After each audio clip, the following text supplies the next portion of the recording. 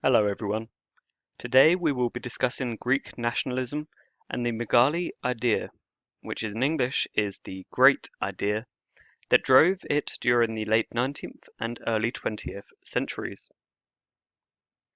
The Greeks had fought hard in the 1820s and the 1830s and, with the help of the great powers, established an independent state. However, most of the Greek community lived outside of its borders, the majority of these residing in the Ottoman Empire. We can trace the origin of the term the Great Idea to a Greek constitutional debate in 1844, where the Prime Minister, Koletis, issued the following statement: "The kingdom of Greece is not Greece. It is merely a part, the smallest, poorest part of Greece. There are two great centres of Hellenism. Athens is the capital of the kingdom. Constantinople is the great capital, the dream and the hope of all Greeks." Koletis's words had a special resonance with Greeks, as they reflected a far older longing held throughout the years of Ottoman domination. The Great Idea envisaged the long dreamt of restoration of the old Christian Byzantine Empire, which had been conquered gradually by Turkic peoples between 1000 and 1453 CE, when the capital of Constantinople, today's Istanbul, fell. For many Greeks, the Great Idea would only be complete with the Greek capital once again established in Constantinople. Moreover, only after this process was complete could full liberty and emancipation from Turkish rule be achieved. Besides the Greek populations settled over the wide area of the southern Balkan Peninsula, there were extensive Greek populations in Istanbul itself, along the shores of the Sea of Marmara, along the western coastal region of Asia Minor, Anatolia that is, particularly in the region of Smyrna, which is today Izmir, in central Anatolia, and ancient Cappadocia, where much of the Greek population was Turkish-speaking, but employed the Greek alphabet to write in Turkish, and in the Pontus region of northeastern Asia Minor, whose geographic isolation had given rise to an obscure form of Greek that was not understood anywhere else in the Greek world. The liberation by the Greek state of the unredeemed Greeks of the Ottoman Empire was to be achieved through a combination of military means, which was an ambitious objective for such a poor state with no natural resources and a tiny population, as well as a far-reaching program of educational and cultural propaganda aimed at instilling a sense of Hellenic Greek identity in the very large Greek population that remained under Ottoman control.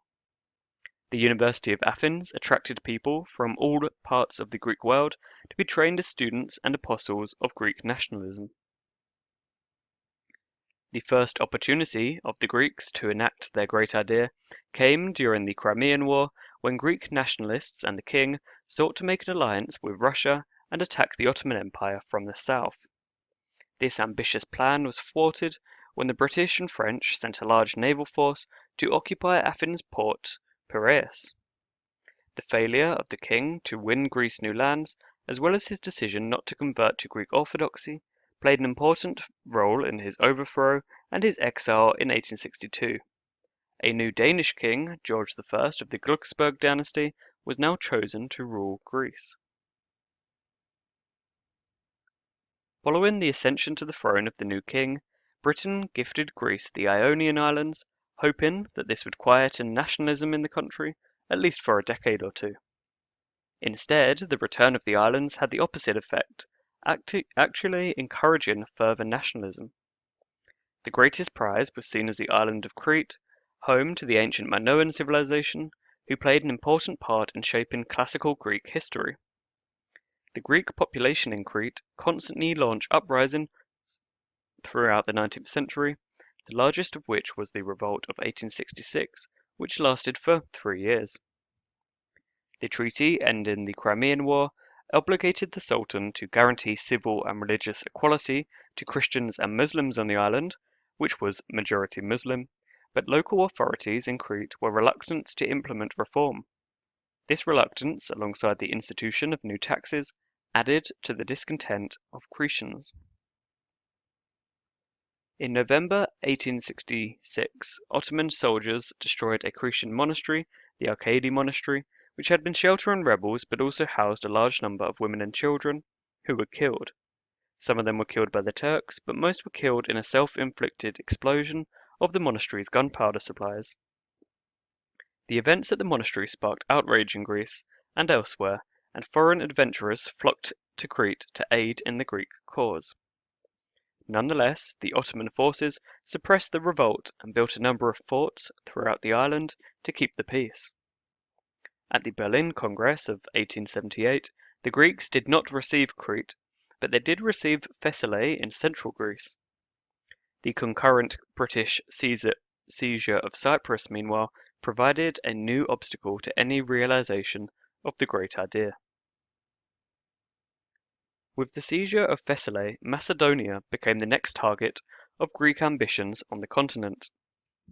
In contrast to ancient times, Macedonia was, in the 19th century, richer and more valuable than southern Greece and the Peloponnese. In particular, the rich city of Salonika presented an attractive prize. In direct competition with Serbia, Bulgaria, and the local Albanians, the Greek government financed religious, educational, and cultural propaganda in Macedonia.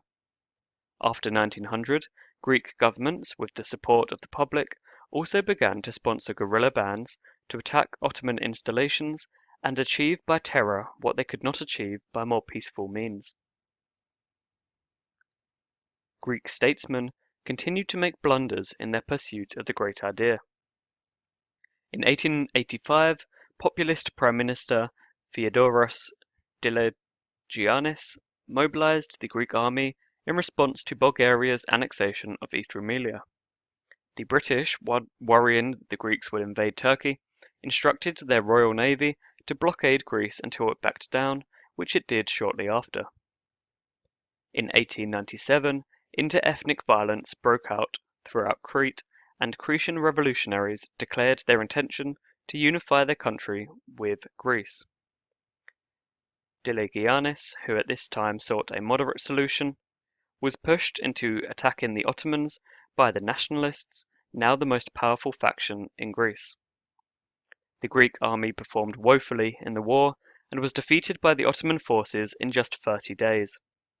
Despite the fact that Greece lost the war, the great powers intervened and, in 1898, forced the Ottomans to leave Crete, setting up a Cretan state in its place. Greek defeat, however, did mean that the country, still impoverished, was forced to pay compensation to the Ottomans and lost some lands in Thessaly. Another humiliation Greece faced was the installation of an international financial commission to oversee the repayment of its substantial debts. As a result of their economic crisis, an extraordinary number of Greeks, about 1/6 of the total population and disproportionately male, emigrated from the country, mostly to the US. Deligiannis was assassinated in 1905, leaving a nationalist, populist, liberalist vacuum in the country waiting to be filled. The man who ended up filling that gap was the charismatic Cretan Venizelos, loved by his supporters and detested by his opponents. Venizelos would come to prominence in Greece as a result of the 1909 Guriku, in which young military officers demanded that the king introduce a more liberal government in the country. In their demands, the officers reflected the actions of the neighbouring Young Turks, who launched their coup at about the same time. The officers put forward Venizelos as their candidate for Greek leader, and he subsequently secured his position as Prime Minister of Greece, with electoral victories in 2 elections in 1910. Although liberal in nature, the Goudi coup was the first of many interventions that the Greek military would make in the political sphere. Venizelos plunged into a wide-ranging program of constitutional reform, political modernization, and economic development, which he combined with an energetic enthusiasm for the continuation of the great idea. Some 50 amendments to the 1864 Constitution were enacted, provision was made for land reform, innovations were made in the educational system, and legislation benefiting the workers was introduced. British naval and French army experts were brought in to overhaul the armed forces. Venizelos's continuing political ascendancy was confirmed with a sweeping victory in elections held in 1912. A period of optimism now reigned in Greece, where it seemed that the Greeks were the natural successors to the Ottomans in the region as the latter continued to decline. A minor annoyance came in 1911 when the Italians occupied islands that Greece perceived as Greek, including Rhodes, in the course of the Italian conquest of Libya. This outrage was soon overlooked when, during the Balkan Wars, the Greeks achieved a notable success in capturing Salonika from the Ottomans. Greek forces also took South Epirus, populated by many Albanians, into their kingdom, although North Epirus was given to Albania. Greek forces then defeated Bulgaria to gain a significant chunk of Macedonia. The expansion of Greece's territories in the First and Second Wars was extensive. The wars had been a massive success for Greece. Its land area had increased by more than 3/5, and so had its population, from about 2.8 million to 4.8 million. However, by no means were all of the newly acquired citizens ethnic Greeks. In the city of Salonika, now Thessaloniki, the largest single element in the city's population was made up of Sephardic Jews, the descendants of the Jewish people expelled from Spain in 1492. Elsewhere in New Greece, as the recently acquired territories came to be known, there were substantial Slavic, Muslim, mainly Turkish, Vlach and Roma populations. Like the Jewish Greeks, many of these populations did not look upon the Greeks as liberators. The integration of New with Old Greece, the conservative core of the original kingdom, would not be an easy process, but the problems it created did not emerge until much later. The irredentist aspirations, enshrined in the great idea, now appeared to finally be within reach. When King George died at the hands of an assassin in March 1913, there were demands that his successor be crowned not as Constantine I, but as Constantine XII, to symbolize continuity with Constantine XI, who was the last emperor of Byzantium. The sense of unity that had characterized the early Venizelos years gave way after 1913 to the national schism, a division of the country into camps supporting either King Constantine or Venizelos. The grounds for tension were differences between the king and the prime minister as to Greece's alignment during World War I. The king advocated neutrality, while Venizelos was an enthusiastic supporter of Britain, France, and Russia, which he regarded as the alliance most likely to favor the implementation of Greece's remaining ambitions.